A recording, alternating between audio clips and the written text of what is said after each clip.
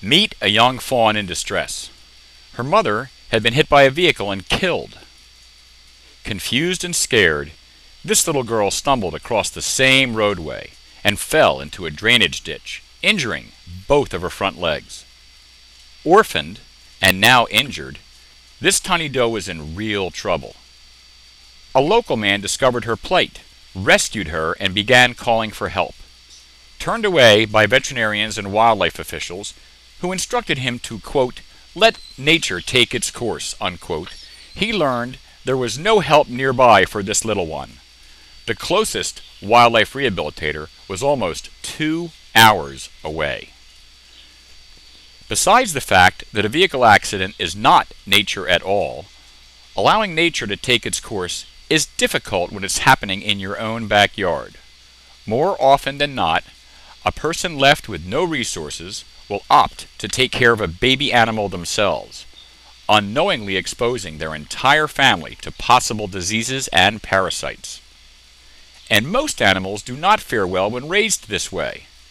Being humanized, they often remain captive their entire lives, and often become dangerous adult wild animals, never having a chance at a normal life, if they have any chance at life at all. Many of these animals suffer from malnutrition, either starving to death or developing crippling metabolic disorders. In this age of enlightenment, when we understand about conserving our natural resources, when we are taught to value and protect wildlife, when we understand the humanity of healing the damage we humans have done, why is help so far away? Out of 67 counties in Pennsylvania, only 23 counties have wildlife rehabilitation services at all, and only 8 counties can service all species of wildlife. The counties in white have no wildlife rehabilitator. The counties in pink have services for some wildlife, but may not be able to care for every species. Our fawn was found here, in Bradford County, and the closest rehabilitators that could care for a fawn were hours away. Fortunately for this little girl, the man was willing to go the extra mile and delivered her to Red Creek Wildlife Center in Schuylkill County. She received the medical treatment she needed and received the proper care to grow up healthy. There, she also joined other fawns and a foster mother, so she could grow up as part of a natural herd.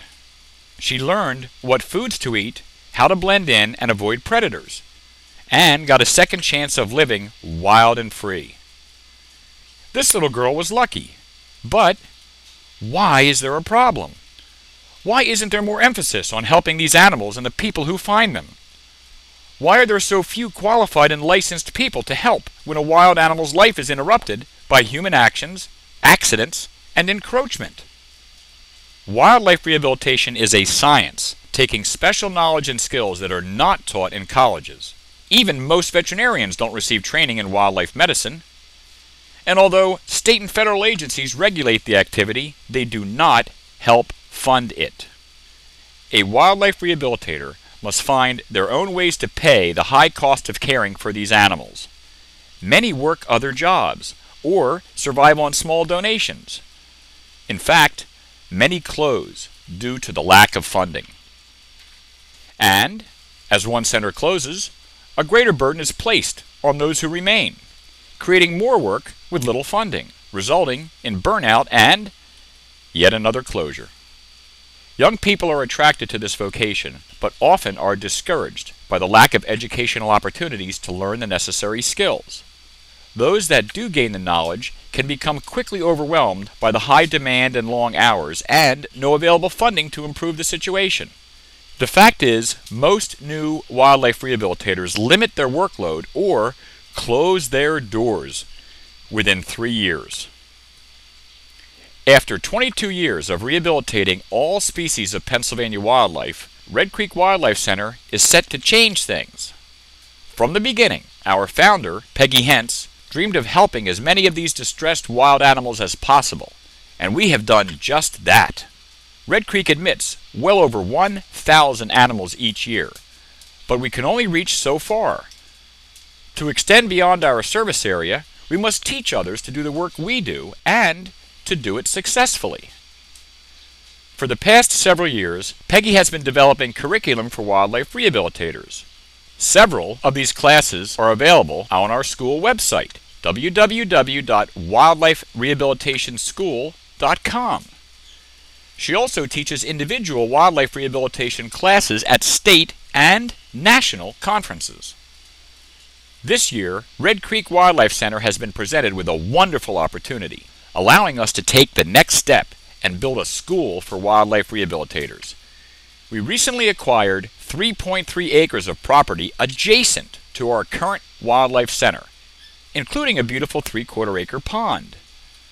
This property is the perfect location for a much-needed expansion of our current wildlife rehabilitation facilities. Here, we will build a modern wildlife rehabilitation center and local nature center, which will also be a working classroom for future wildlife rehabilitators. Combining classroom study with hands-on training, a formal education in the science of wildlife rehabilitation and public education will finally be available, attracting students from Pennsylvania and beyond.